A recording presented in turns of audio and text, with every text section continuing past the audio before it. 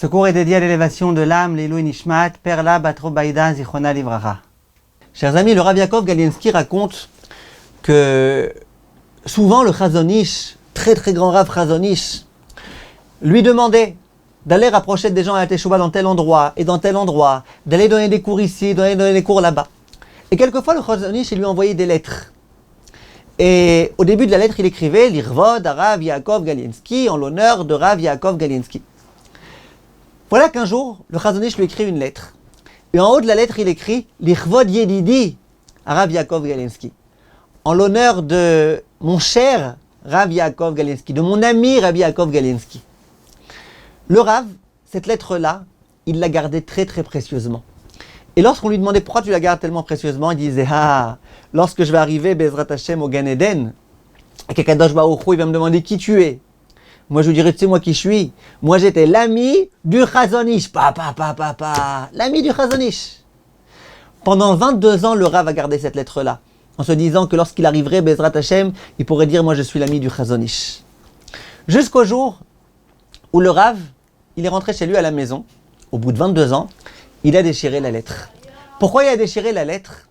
Parce qu'il a vu un pasouk, dans lequel on dit Yedidim Avrouyam, que les amis d'Akadosh Baruch Hu, ils ont traversé la mer.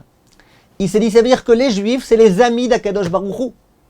Il s'est dit, alors moi, je suis en train de garder cette lettre parce qu'un jour, je pourrais dire que j'étais l'ami du Chazon Ish. Mais qu'est-ce que j'ai besoin de cette lettre? Elle me sert à rien. Moi, en tant que Juif, je suis l'ami d'Akadosh Baruch Hu. Ça vaut tellement plus.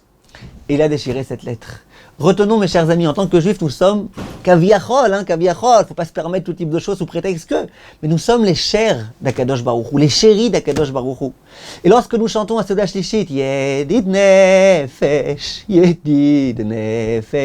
Avarachaman, on dit à Akadosh Baruch Hu, toi notre Père miséricordieux, tu es Yedid Nefesh, tu es celui que nous aimons, toi tu nous aimes. C'est ça la relation que nous devons entretenir avec Akadosh Baruch Hu. Pas simplement dire, ouais, moi je suis proche de Reb Chaim Kanievski, moi je suis proche de machin, je rentre chez lui quand je veux, machin. Ça c'est rien. Tu peux rentrer chez Akadosh Baruch Hu quand tu veux, tu peux t'adresser à Akadosh Baruch Hu quand tu veux, parce que tu es son fils.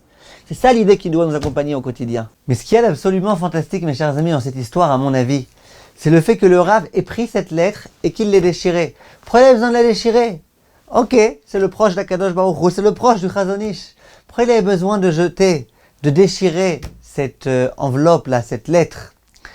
À mon avis, l'idée est très simple.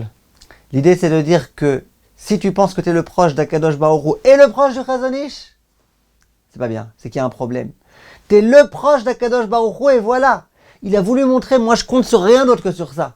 Parce que si je compte sur le fait que Hachem va m'aider, mais j'ai aussi un oncle qui est riche et qui va m'aider, j'ai aussi un tel qui a beaucoup de contacts qui va pouvoir m'aider, finalement il s'avère que je compte pas que sur Hachem. En déchirant cette lettre, il a montré, moi je ne me repose que sur Hachem.